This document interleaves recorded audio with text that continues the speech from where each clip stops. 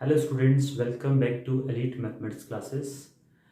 हमने last lecture में exercise number 3.3 की थी और आज हम उसके कंटिन्यूएशन में नेक्स्ट लेक्चर लेके आए हैं जिसमें हम बात करेंगे आज एलिमेंट्री ट्रांसफॉर्मेशंस की। ये एग्जाम पॉइंट ऑफ व्यू से बहुत ही इंपॉर्टेंट चैप्टर है और ये एग्जाम पॉइंट ऑफ व्यू से बहुत इंपॉर्टेंट टॉपिक है। यहाँ से ऐसा मानो कि एक क्वेश्चन 100% आना ही आना है जिसको हम बोलते हैं एलिमेंट्री ट्रांसफॉर्मेशन से आना है, जिससे हम अभी कुछ देर बाद में क्या करेंगे, एलिमेंट्री ट्रांसफॉर्मेशन यूज करके हम इनवर्स ऑफ अ मैट्रिक्स निकालेंगे। ठीक है, तो क्या क्या होता है इस टॉपिक में और कैसे कैसे इसमें चीज़ें आती हैं वो हम देखते हैं अब। ठीक है, चलिए। सो एलिमेंट्री ऑपरेशन या हम उसको बोले ट्रांसफॉर्मेशन ऑफ ए मैट्रिक्स। तो देखो स्टूडेंट्स, यहां पर एलिमेंट्री ऑपरेशन का मतलब जानते हो आप कि क्या क्या हम ऑपरेट किस तरह से कर रहे हैं मैट्रिक्स को, वो हम चीज सीखेंगे इसके अंदर। और एलिमेंट्री का मतलब जो एलिमेंट्स होते हैं मैट्रिक्स के जो एलिमेंट्स हैं उन पे हम कुछ ट्रांसफॉर्मेशन, कुछ चेंजेस करेंगे यहाँ पे। ठीक है, ट्रांसफॉर्मेशन का मतलब कुछ चेंज करना है यहाँ पे हमें। किसके ऊपर करना है? एलिमेंट के ऊपर। इसीलिए इसको बोला है एलिमेंट्री ऑपरेशंस, यानी कि एलिमेंट्स के ऊपर ऑपरेशंस लगा करके क्या कर रहे हैं, इसको हम ट्रांसफॉर्म कर रहे हैं। ठीक है, इसकी बेसिक 6 प्रॉपर्टी होती हैं जो कि 3 रो के लिए होती हैं और 3 कॉलम के लिए होती हैं। दोनों सेम तरीके की होती हैं, तो हमने उनको 3 प्रॉपर्टी में यहाँ पे दिखाने की कोशिश की है। ठीक है, तो देखो कैसे कैसे प्रॉपर्टी होती है। पहली प्रॉपर्टी होती है इंटरचेंजिंग ऑफ एनी 2 रोज और 2 कॉलम्स, यानी कि कोई भी 2 रो या कोई भी 2 कॉलम को हम इंटरचेंज कर रहे हैं। चेंज नहीं कर रहे, सिर्फ उनकी पोजीशन को चेंज कर रहे हैं, किसी भी 2 रोज या फिर किसी भी 2 कॉलम्स को। देखो रिप्रेजेंट कैसे करते हैं इसको। जैसे ये मान लो मैट्रिक्स है, ए मैट्रिक्स आपको यहाँ पे प्रोवाइडेड है। आपको क्या करना है, कुछ भी कर सकते हो आप, कॉलम में भी और रोज में भी। हम क्या करते हैं कि देखो स्टूडेंट, यहाँ पे हम क्या करने जा रहे हैं, मान लो R1 को हम चेंज कर रहे हैं R3 के साथ में।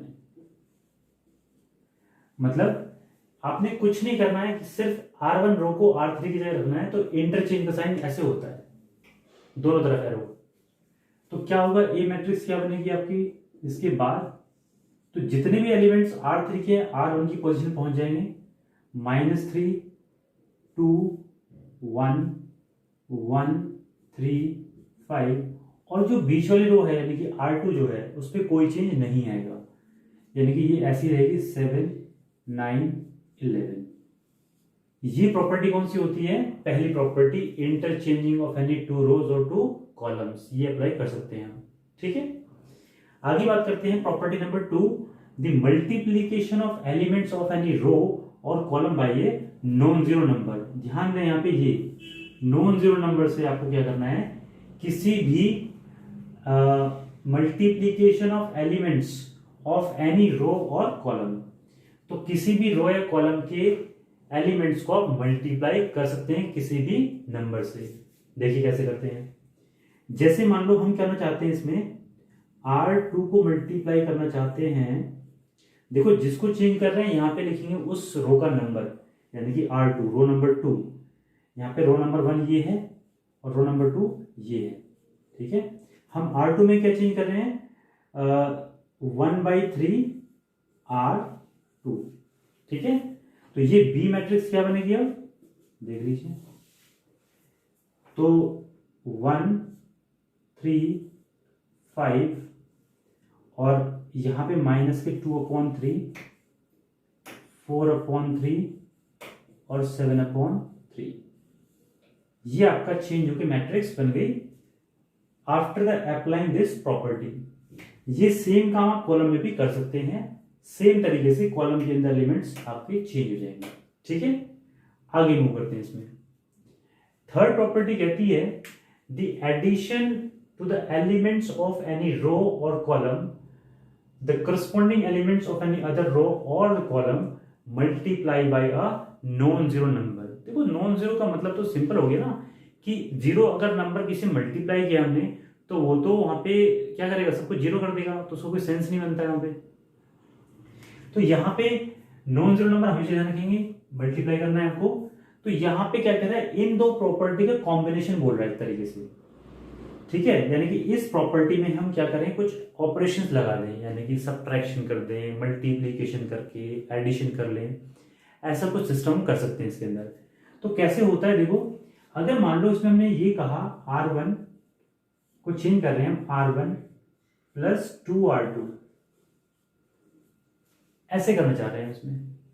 तो क्या है, addition to the elements of any row और column the corresponding elements of any other row, corresponding elements of any other row को हम क्या करेंगे, ऐड कर सकते हैं या फिर सब्ट्रैक्ट भी कर सकते हैं, और वो उसी नंबर से मल्टीप्लाई हो जाएंगे जिस नंबर से हम उसको करना चाह रहे हैं। जैसे यहां पे हमने किया था, वो एलिमेंट सिर्फ इसी रो के यहाँ पे मल्टीप्लाई होंगे और एडिशन हो जाएगा फर्स्ट रो के एलिमेंट्स में जो हमने प्रॉपर्टी लगाई है।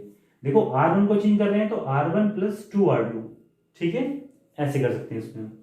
तो देखो क्या आएगा, ये C जो हमारा चेंज आएगा वो क्या आएगी, सो R1 की वैल्यू कितनी 2, और 2 इंटू 2 कितना हो गया, देखो कैसे कैलकुलेट करते हैं इसको।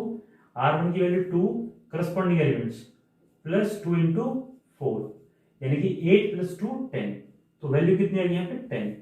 चेंज होगा कौन, R1, क्योंकि R1 में आप चेंज करने जा रहे हैं। फिर यहाँ पे 1 प्लस 2 इंटू 8, तो 2 इंटू 8 16, 16 प्लस 1 17, ये आ गया 17। यहाँ पे ये 4 और यहाँ पे 8, यहाँ पे कोई चेंज नहीं आएगा। तो ये आपकी प्रॉपर्टी, इस तरीके से हमने थर्ड प्रॉपर्टी को भी लगा दिया इसमें। किसी को कोई डाउट नहीं बचा होगा, सेम प्रॉपर्टी आप कॉलम के अंदर भी लगा सकते हैं। एक प्रॉपर्टी हम आपको लगा के दिखा देते हैं कॉलम की। तो देखो यहां पे अगर मान लो इसी के अंदर आप क्या प्रॉपर्टी लगा रहे हो, C1 को हम चेंज कर रहे हैं C1 माइनस 2C2, मान लो ऐसे कर रहे हैं, ठीक है। तो अब देखो C क्या बनेगा आपका, C1 तो ये कॉलम 1, ये कॉलम 1, ये कॉलम 2, तो C1 में कितना एलिमेंट है 2, और 2 माइनस 2 इंटू 1 2, कितना आ गया 0। 4 माइनस 2 इंटू 8 16, तो 4 माइनस 16 कितना है, माइनस के 12, ये माइनस का 12 आ गया, बाकी एलिमेंट सब सेम रहेंगे। तो इस तरीके से इस प्रॉपर्टी को हम रोज और कॉलम में यूज कर सकते हैं। देखो यहां पे ये वाली प्रॉपर्टी भी आप ऐसे सेम तरीके से यूज कर सकते हो, और ये वाली भी सेम तरीके से यूज कर सकते हो, ठीक है। तो आगे हम चलते हैं नेक्स्ट टॉपिक पे। देखो स्टूडेंट्स, यहाँ पे इन्वर्टेबल मैट्रिसेस देखेंगे हम। तो इन्वर्ट करने का आप मतलब समझो पहले क्या है। इन्वर्ट का मतलब एक तरीके से आप उसकी पोजीशन को रिवर्स कर रहे हैं, है ना। कैसे, मान लो आपके पास ये लिखा है आई, ये पोजीशन नंबर 1 है, ये पोजीशन नंबर 2 है आई की। मैंने इसको क्या किया, इन्वर्ट किया, यानी कि इसकी पोजीशन को रिवर्स कर दिया, फिर भी आई बनेगा। ये 2 नंबर आ गई, ये 1 नंबर आ गई, क्योंकि ये ऐसा कुछ है, ये सिस्टम कुछ ऐसा दिख रहा होगा आपको कि ये सेम है। आप इसको ऐसे इन्वर्ट करा आपने तो भी कोई इसके ऊपर इंपैक्ट नहीं आ रहा है उसका। तो ऐसे ही मैट्रिसेस को क्या बोला जाता है, इन्वर्टेबल मैट्रिसेस। अब मैट्रिसेस के रेस्पेक्ट में हम कैसे बात कर रहे हैं इसकी, वो आपको हम एक्सप्लेन करेंगे थ्रू द मैट्रिसेस, ठीक है। देखो, if a square matrix of order m and there exists another matrix of same order m such that AB is equals to BA equals to I, situation समझना क्या है कि अगर दो मैट्रिक्स हैं A और B, दो मैट्रिक्स ली, वो दोनों एक तो स्क्वायर मैट्रिक्स होने चाहिए, दूसरा दोनों का ऑर्डर भी सेम होना चाहिए, क्योंकि मल्टीप्लीकेशन में वो आसानी करेंगे आपको, है ना। तो अगर वो ये कंडीशन फॉलो करता है, यानी कि ए बी और बी ए दोनों का प्रोडक्ट किसके इक्वल आता है, आई के इक्वल, तो हम क्या बोलेंगे, b is called the inverse of a, और उसको कैसे रिप्रेजेंट करते हैं, ए इनवर्स से, यानी कि इन्वर्टेबल मैट्रिसेस हैं, ओके। इस तरह रिप्रेजेंट करेंगे इसको हम।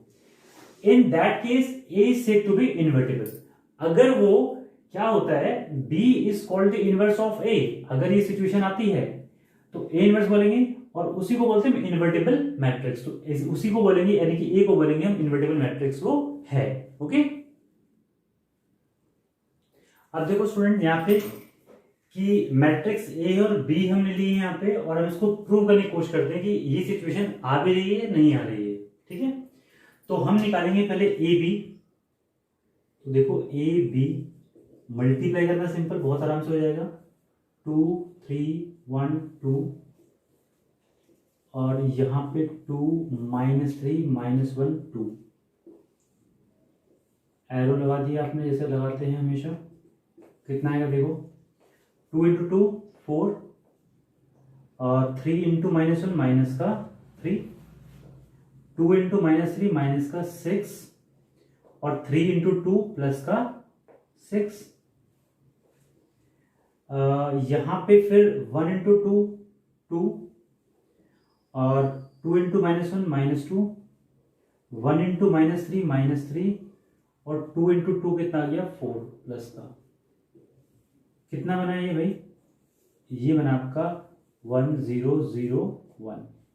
किसके इक्वल है, आई के इक्वल है। ठीक है, अब निकालते हैं बी ए। तो बी को पहले रखो इस बार, 2 -3 -1 2, और ए को रखते हैं 2 3 1 2। यहां पे एरो इस तरीके से और यहां पे इस तरीके से। सो 2 × 2 4, -3 × 1 माइनस का 3, 2 × 3 6, माइनस का 3 × 2 माइनस का 6, -1 × 2 माइनस का 2, 2 × 1 प्लस का 2, -1 × 3 -3, और 2 × 2 4 प्लस का। किसके बोला है, 1 0 0 1। क्या है ये, आई। अब जो हमने कहा था प्रॉपर्टी वही फॉलो हो रही है कि ए बी और बी ए दोनों किसके इक्वल हैं, आई के इक्वल आ रहे हैं। तो हम क्या बोलेंगे इस केस में कि b is the inverse of a, यानी कि बी जो है यहाँ पे ये ए का क्या है, इनवर्स है। सिंपली बोल सकते हैं, है ना। और हम कहेंगे यहाँ पे ए क्या है, इन्वर्टेबल मैट्रिक्स है। That is the concept of invertible of a matrix. ठीक है, इसमें दो इंपॉर्टेंट पॉइंट आते हैं स्टूडेंट्स, जो आपके स्पेशली काम करेंगे ज्यादा, आपके जो एमसीक्यूज आते हैं क्वेश्चन जो 1 नंबर में आते हैं, वहां पे ये 2 पॉइंट बड़े इंपॉर्टेंट हैं। देखो क्या क्या है। पहला पॉइंट है, a matrix A and matrix B should be square matrix of same order. यानी कि दोनों मैट्रिक्स जो हम ले रहे हैं इन्वर्टिबिलिटी के लिए, हम चेक कर रहे हैं कि बी इज इनवर्स ऑफ ए है नहीं है, या ए इज इन्वर्टिबल मैट्रिक्स है या नहीं है। तो वहां पर आपके पास दोनों मैट्रिक्स क्या होने चाहिए, स्क्वायर मैट्रिक्स होने चाहिए, और उनका ऑर्डर भी क्या होना चाहिए, सेम होना चाहिए। दूसरा पॉइंट कहता है if b is inverse of a, तो अगर बी इनवर्स ए का है तो ए भी इनवर्स बी का होगा, क्योंकि दोनों ही कंडीशन सेटिस्फाई हो रही है, ए b is equals to b a is equals to I. तो अगर हम ये बोल रहे हैं कि बी इनवर्स है ए का, तो हम ये बोलेंगे ए इज इनवर्स ऑफ बी। तो स्टूडेंट ये आपको कॉन्सेप्ट क्लियर हो गया होगा। अब हम आगे मूव करते हैं नेक्स्ट कॉन्सेप्ट पे, जो कि है हमारे थ्योरम। देखो स्टूडेंट नेक्स्ट थ्योरम देखते हैं, uniqueness of inverse.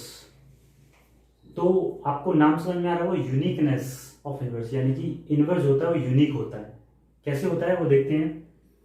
Inverse of A square matrix if it exist is unique. तो अगर किसी स्क्वायर मैट्रिक्स का इनवर्स एग्जिस्ट करता है तो वो कैसा होगा, यूनिक होगा। अब देखो आपको एक क्वेश्चन आना चाहिए कि ऐसी कौन सी मैट्रिक्स है जिसका इनवर्स एग्जिस्ट नहीं करेगा। तो ऐसी हमारे पास रेक्टेंगुलर मैट्रिक्स होती हैं, यानी कि जिसका ऑर्डर स्क्वायर मैट्रिक्स में ना हो, 3/2 हो, 2/3 हो, 4/5 हो। ऐसी मैट्रिक्स जिनका की लेंथ और ब्रेथ सेम नहीं हो, वो मैट्रिक्स में आपका इनवर्स एग्जिस्ट नहीं करेगा, है ना, जनरली। तो inverse of a matrix, square matrix if it exist is unique, वो कहता है यूनिक होगा वो, यानी कि एक मैट्रिक्स का सिर्फ एक ही इनवर्स पॉसिबल है। दूसरा कहता है, फिर हम इसको प्रूफ देखते हैं कैसे होता है। Let A B square matrix of order M. हमने मान लिया एक मैट्रिक्स है ए, उसका ऑर्डर एम है, और बी और सी क्या है, उसके इनवर्स हैं। बी और सी क्या मान लिया हमने, उसके इनवर्स। तो हमें देखो बी और सी 2 इनवर्स माने हमने ए के, तो हमने शो करना है कि बी इज इक्वल टू सी होगा। मतलब बी इज इक्वल टू सी हुआ तभी तो दो मतलब सिंगल इनवर्स हुआ ना उसका। हमने माने दो इनवर्स हैं, लेकिन हम क्या प्रूव करना चाह रहे हैं कि उसका एक इनवर्स है। एक इनवर्स कब प्रूव हो जाएगा, जब हम बी को सी के इक्वल प्रूव कर देंगे। बात ठीक है।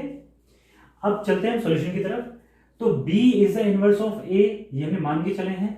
तो हमने क्या कहा, a b is equal to b a equal to I by the property of, जो हमने प्रीवियस में पढ़ी थोड़ी देर पहले। तो ए बी बराबर b a is equal to I होगा, तो इक्वेशन नंबर हमने क्या मान ली, इसकी 1 मान लिया। अब हमने कहा था c is also the inverse of a, ये बोला c is the inverse of a, तो ऐसे ही ac is equal to c is equal to I होगा। अब दोनों इक्वेशन को देखना है यहाँ पे ध्यान से। हमने कहा b is equal to B I, लिख सकते हैं इसको, यानी किसी मैट्रिक्स में अगर हम आइडेंटिटी मैट्रिक्स से मल्टीप्लाई करते हैं तो कोई उसके ऊपर फर्क नहीं पड़ता है, ये पता है। तो b is equal to b into I लिख लिया, और इस i को हमने क्या लिखा, ac लिख लिया यहां से इक्वेशन नंबर 2 से ac। अब ये मल्टीप्लीकेशन है, इसको हमने क्या किया, पहले ए बी को मल्टीप्लाई कर लें और फिर सी में करें। तो ये भी हमने डिस्ट्रीब्यूटिव प्रॉपर्टी में पढ़ा है, ठीक है, सॉरी एसोसिएटिव प्रॉपर्टी में पढ़ा है हमने मल्टीप्लीकेशन में, कि अगर इस तरह से लिखा हुआ है तो हम इसको पहले इन दो को मल्टीप्लाई करें फिर इसको करें तो कोई चेंज नहीं आएगा। अब देखो बी ए की वैल्यू कितनी है, b a from the first equation I है, और इंटू सी यहां पे बचा हुआ है। तो आई इंटू सी, किसी भी आइडेंटिटी मैट्रिक्स की किसी मैट्रिक्स मल्टीप्लाई करते हो तो उस मैट्रिक्स पे कोई फर्क पड़ता है, नहीं पड़ता है। तो किसके इक्वल आ गई, सी के इक्वल। तो यहां से हमने क्या प्रूव कर लिया कि b इज इक्वल टू सी, और ये हमें शो करना था। तो हम कह सकते हैं कि जो a का जो स्क्वायर मैट्रिक्स का जो इनवर्स है वो b और c बराबर है, यानी कि वो एक ही है। ठीक है स्टूडेंट्स, आगे चलते हैं। थ्योरम नंबर नेक्स्ट क्या बोलती है कि if a and b are invertible matrices of same order. अब इनवर्टेबल मैट्रिक्स तो पढ़ चुके हैं हम, जिसमें कंडीशन क्या होती है, a b equals to b equals to i, ये इनवर्टेबल मैट्रिसेस होती हैं। अब अगर दो मैट्रिक्स हैं वो इनवर्टेबल हैं और सेम ऑर्डर की हैं, जो कि होती ही हैं, तो हमारे पास क्या होता है, ए बी का inverse equals to B inverse into A inverse. जैसे हमने प्रॉपर्टी पढ़ी थी ट्रांसपोज की, तो मल्टीप्लीकेशन ऑफ मैट्रिसेस का ट्रांसपोज जो होता है वो रिवर्स में चलता है। तो ऐसे ही इनवर्स भी आपको क्या चलता है, रिवर्स में चलता है, यानी कि ए बी का inverse equals to B inverse into A inverse होगा। अगर तीन होंगे यहाँ पे तो सी इनवर्स, बी इनवर्स और ए इनवर्स, इस तरीके से रहेगा। तो स्टूडेंट ये वाला आपको कॉन्सेप्ट समझ में आ गया होगा। अब हम अपने सबसे इंपॉर्टेंट कॉन्सेप्ट पे चलते हैं, जिसका नाम है, आगे डिस्कस करते हैं उसको। नेक्स्ट टॉपिक देखते हैं स्टूडेंट हम, inverse of a matrix by elementary operations. सबसे इंपॉर्टेंट टॉपिक है, यहां से क्वेश्चन आता ही आता है आपका। तो हमने एलिमेंट्री ट्रांसफॉर्मेशन के रूल कुछ आपको बताए थे, 3 रूल। उन रूल्स को यूज करके हम कैसे इनवर्स निकालते हैं वो हमें इस क्वेश्चन में देखना है। बहुत ही इंपॉर्टेंट क्वेश्चन है। पहले हमने कुछ बेसिक क्वेश्चन लिया है 2x2 मैट्रिक्स का, इसके बाद हम आगे की बातें करेंगे और फिर आगे मूव करते चलेंगे इसमें। तो देखो NCERT example number 23 page number 92 पे है। ये आपको ए गिवन है और आपको इसका इनवर्स फाइंड करना है बाय यूजिंग एलिमेंट्री ट्रांसफॉर्मेशन। तो कैसे इसको अप्लाई करते हैं, आप सिंपल सा इसका मेथड समझिए। हर एक क्वेश्चन को आपको ऐसे ही लगाना है, चाहे वो 3x3 का है 2x2 का है, इससे बड़ा तो आपके पास आएगा नहीं 3x3 से। ठीक है, तो उसको हम कैसे अप्लाई करते हैं देखिए अब अच्छे से। सबसे पहले हमें पता है, सॉल्यूशन करने जा रहे हैं हम, we know a is equals to I a. अभी थोड़ी देर पहले प्रॉपर्टी पढ़ी थी हमने। आपको क्या करना है, a है तो a, b है तो b, जो भी मैट्रिक्स आपको गिवन है वही रखनी है। तो आपने a की वैल्यू रखनी है यहां पे 1 2 2 -1। i की वैल्यू यहां पे रखनी है, जिस ऑर्डर की मैट्रिक्स ये होगी उसी ऑर्डर की i की वैल्यू रखनी है। तो 1 0 0 1, और इस a को नहीं छेड़ना है, ये आपका a ऐसे का ऐसे ही रहने वाला है। ठीक है, अब आपको क्या करना है स्टूडेंट्स यहाँ पे कि दोनों मैट्रिक्स में देखो आपको इनवर्स निकालना है। तो यानी कि ये मैट्रिक्स जो है ये वाली, ये आपको यहां पे लेके आनी एक तरीके से, यानी कि यहां पे आपको आइडेंटिटी मैट्रिक्स बनानी पड़ेगी। ठीक है, यानी कि यहां पे इतना आसान काम आपके पास होता है कि आपको ये पता है कि आपका आंसर क्या है, आपको क्या लेके आना है। तो ये तो बहुत ही इजी पार्ट हो जाता है, आपको पता चलेगा कैसे कैसे इसको सॉल्व करते हैं। ठीक, अब देखो यहाँ पर अगर हमें ये चीज लेके आनी है तो जो चेंजेस हम यहाँ पे करेंगे वही चेंजेस हम साथ साथ इसमें भी करते चलेंगे, ठीक है। तो हमारा क्वेश्चन ऑटोमेटिकली निकल जाएगा। देखिए कैसे, सबसे पहले हम देखते हैं यहां पर क्या है 1, यहां पे भी क्या है 1, तो कोई चेंज करने की जरूरत है नहीं है। बात करते हैं नेक्स्ट, यहां पे है 2, यहां पे है 0, तो यहां पे यानी कि 0 बनाना है हमको। अब ये 0 बनाने के लिए या तो हम क्या करें, कॉलम का यूज करें, या हम रो ऑपरेशन का यूज करें। तो जनरली हम रो ऑपरेशन यूज करते हैं, करने को आप कॉलम भी कर सकते हैं। अगर क्वेश्चन में स्पेसिफिकली बोला है कि आपको कॉलम यूज करनी तो आप कॉलम यूज करिए, अदरवाइज आप रो का यूज करेंगे तो ज्यादा इजी पड़ता है जो हमें लगता है, ठीक है। बाकी करने को तो आप कैसे कर सकते हो। मूव करते हैं इस पे। तो अब यहां पे हम रो के हिसाब से कर रहे हैं, तो देखो इसको 0 बनाना है, इसकी हेल्प से बनाते हैं। तो यहां पे ध्यान दो सिर्फ आप, तो अगर यहां 2 में से 2 चले जाएं तो कितना बचेगा, 0 बचेगा ना। और 2 इसको हम इजीली बना सकते हैं क्योंकि 2 से मल्टीप्लाई कर लें इसके अंदर, और फिर इसमें से क्या करते हैं, सब्ट्रैक्ट कर दें इसको। बात समझ में आ रही है। देखो कैसे, हमने कहा R2 में हम चेंज करने जा रहे हैं, क्या कर रहे हैं, R2 माइनस 2R1। तो देखो कैसे अप्लाई कर रहे हैं, यहां पे हम R2 को हमने क्या किया, R2 में से 2R1 को हम निकाल देंगे तो यहाँ पे 0 बन जाएगा। सिर्फ इसको देखो, आप ध्यान दो। और जो एक बार आपने एलिमेंट चेंज कर लिया वो दोबारा चेंज नहीं होना चाहिए, तभी आपका बेनिफिट होगा करने का। अब देखो यहां पे अप्लाई कर रहे हैं इसको हम, तो ये तो चेंज होगी नहीं, R1 जिसको हम चेंज कर रहे हैं वही चेंज होता है, तो उसको लिख दो 1 और 2 सेम तरीके से। अब 2 माइनस 2 इंटू 1 2, तो कितना आ गया 0। -1 अगर समझ में नहीं आता रफ में कर लो इसको, कि -1 यहां पे रखा, -2 इंटू R1 की वैल्यू कितनी करस्पॉन्डिंग में 2, सो 1 माइनस के 4 यानी कि कितना आ गया, -5 आ गया। इसका काम हो खत्म। अब इस पे चलते हैं, तो इसकी भी R1 में कोई चेंज नहीं होगा, 1 0। यहां पे आ गया 0 -2 इंटू 1 कितना आ गया, -2, और 1 -0 तो ये 1 ही रहेगा यहाँ पे, और इस एक को यहीं पे रहने दो। तो यानी कि पहले दो एलिमेंट आपने क्या कर लिए, परफेक्टली इसको मैच कर लिया इससे, ठीक है। अब बात करते हैं इस एलिमेंट की, तो यहां पे क्या है 1। अब देखो स्टूडेंट 1 लाने के लिए आपको क्या करना पड़ेगा, यहां पे 1 आना तो बड़ा मुश्किल है। अगर देखा जाए इसकी हेल्प लेंगे तो यहां पे चेंज आ जाएगा क्योंकि इसको चेंज करेंगे। तो यहां ऐसी कंडीशन में जब आपके पास ऐसी सिचुएशन आए तो आपके पास एक ही तरीका बचता है कि इसको, इस वैल्यू को यानी कि इस रो को हम डिवाइड कर दें सेम नंबर से, तो हमारा एलिमेंट 1 हो जाएगा, ठीक है। तो हमने क्या किया, इसमें R2 को हम चेंज कर रहे हैं 1/-5 R2, इससे हमने मल्टीप्लाई कर दिया। अब देखो क्या आना है, तो यहां पे तो 0, सॉरी यहां पे तो आपको कितना रहेगा 1 2, ये तो चेंज होने नहीं है। यहां पे 0 0/-5 तो 0 रहेगा, और -5/-5 कितना हो जाएगा 1 इज इक्वल्स टू, यहां पे देखो 1 और 0 तो चेंज नहीं होंगे, 2 माइनस के 2/this तो कितना आ जाएगा 2/5, भाई माइनस से माइनस साइन कैंसिल आउट, और यहां पे आ जाएगा -1/5, और ये a यही का यही रहेगा, ठीक है स्टूडेंट्स। अब देखो आगे चलते हैं क्वेश्चन में, तो आगे हम देख रहे हैं यहां पे क्या चाहिए, हमें 0 चाहिए। अब ये 0 कैसे आएगा, तो ये 0 आएगा इसकी हेल्प से कि यहां पे अगर हम इस रो में 2 मल्टीप्लाई कर दें उसमें से माइनस कर दें, तो देखो यहां पे तो कोई चेंज नहीं आएगा क्योंकि 0 × 2 होगा तो कोई 0 रहेगा, वो इसके ऊपर कोई इम्पैक्ट नहीं डालेगा, और यहां पे हमारा काम बिल्कुल बन जाएगा। तो देखो क्या करते हैं, हमने यहां पे किया R1 को चेंज कर रहे हैं, इस बार हम R1 को हम चेंज कर रहे हैं R1 - 2R2, ये वाली प्रॉपर्टी लगा रहे हैं। तो देखो क्या आता है यहाँ पे,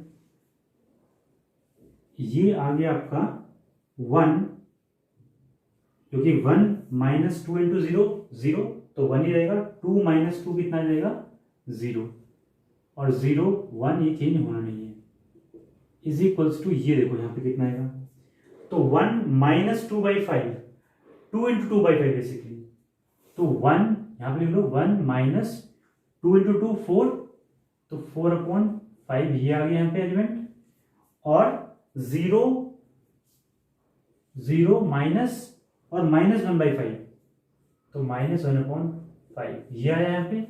बाकी यहाँ पे 2/5 रखा हुआ है और यहाँ पे -1/5 रखा हुआ है, ये ए ही पे है।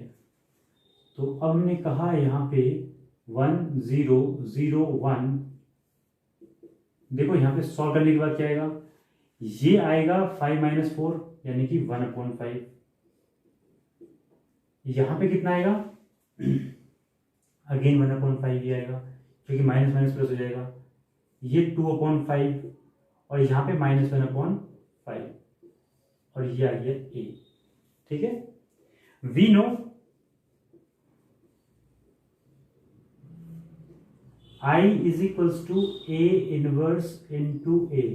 अगर हम इस इक्वेशन को 1 मान लें और इस इक्वेशन को सेकंड मान लें, ठीक है, ध्यान से देखना, हमें पता है ना ए इनवर्स इनटू ए कितना होता है, आई होता है, या ए इंटू ए इनवर्स भी आई होगा। तो यहां पे फ्रॉम 1 एंड 2 दोनों इक्वेशन से देखें हम, तो ये आई की वैल्यू है, ये ए इनवर्स की वैल्यू, और ए यहां पे रखा ही हुआ है। सो फ्रॉम 1 एंड 2 हम कह सकते हैं कि ए इनवर्स जो होगा आपका कितना होगा, 1/5 1/5 2/5 और -1/5। यही आपको क्या होगा, इसका आंसर होगा। तो स्टूडेंट देखा आपने, स्टेप बाय स्टेप आप चीजों को अप्लाई करते जाएंगे और आपका आंसर ऑटोमेटिकली बनता जाएगा। यहां पे अगर आपको चेक करना है कि ये आंसर ठीक है या गलत है, तो आप क्या करो, ये वाली प्रॉपर्टी अप्लाई करो, यानी कि ए इनवर्स की वैल्यू ये है और ए की वैल्यू आपके पास यहाँ पे गिवन है, दोनों को मल्टीप्लाई करो। अगर वो आइडेंटिटी मैट्रिक्स से इक्वल आए तो आपका आंसर बिल्कुल सही है, और नहीं आए तो आपका आंसर ठीक नहीं है। ओके स्टूडेंट्स, तो यहां पर इस लेक्चर में हम इतना ही काम करते हैं। नेक्स्ट लेक्चर में आपसे डिस्कस करेंगे एक्सरसाइज के क्वेश्चंस, जिसमें हम 3x3 मैट्रिक्स को भी लेकर बताएंगे आपको कि इनवर्स उससे कैसे निकाला जाता है। ओके स्टूडेंट्स, तो आपको ये लेक्चर अच्छा लगा होगा, अच्छा लगा है तो आप उसको लाइक करिए, सब्सक्राइब करिए चैनल को, और बने रहिए हमारे साथ पूरा का पूरा कोर्स करने के लिए। आपको सारा कोर्स कराया जाएगा अच्छी तरीके से। Okay students, take care.